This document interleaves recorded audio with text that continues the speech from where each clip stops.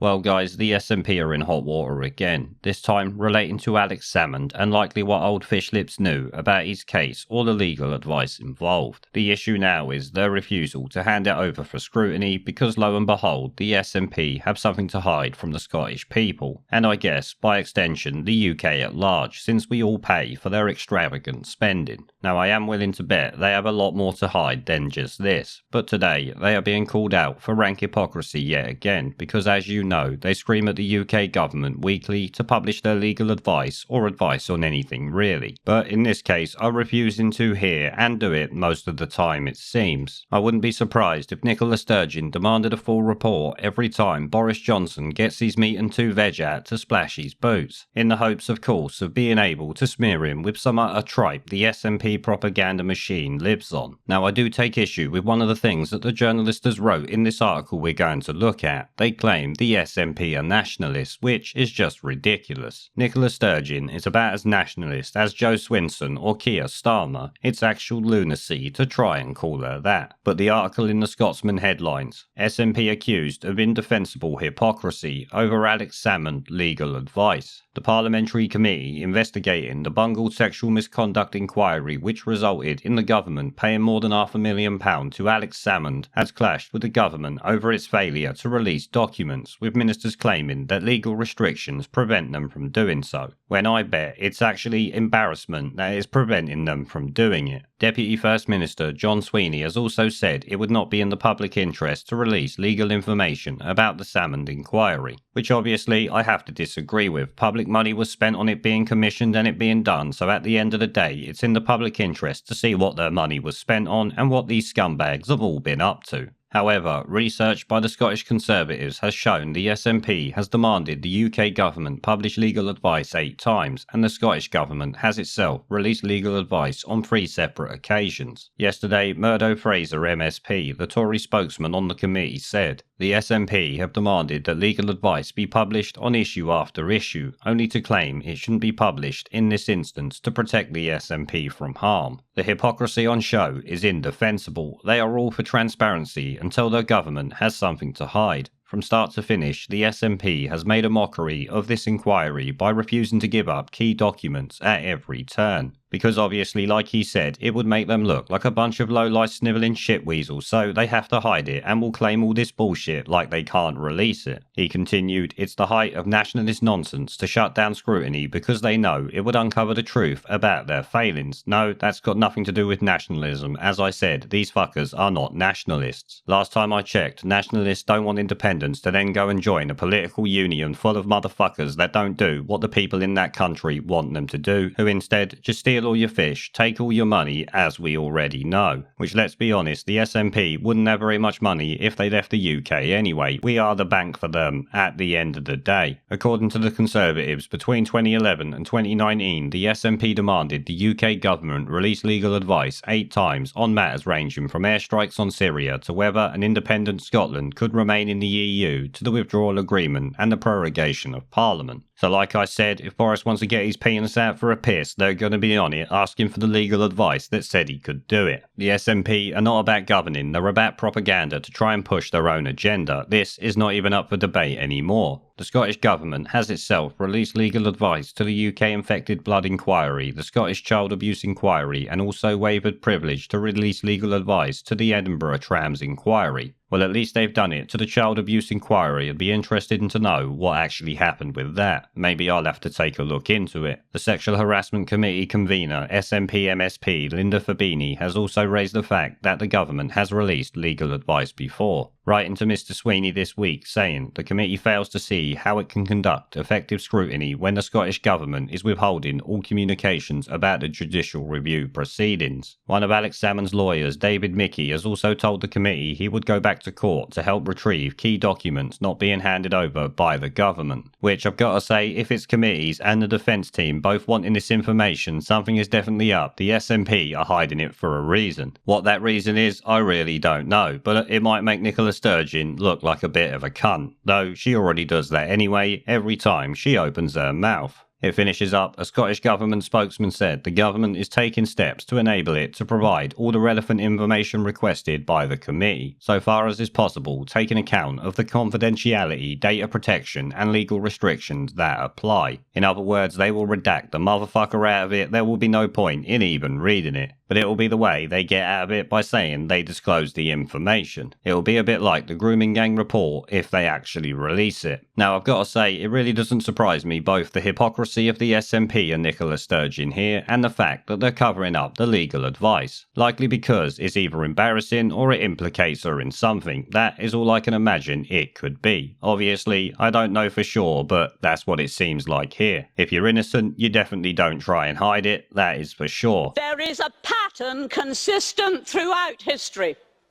of oppressed people turning on the oppressors, slaves against their owners, the peasantry against the feudal barons, colonies, Mr. Verhofstadt, against their empires, and that is why Britain is leaving.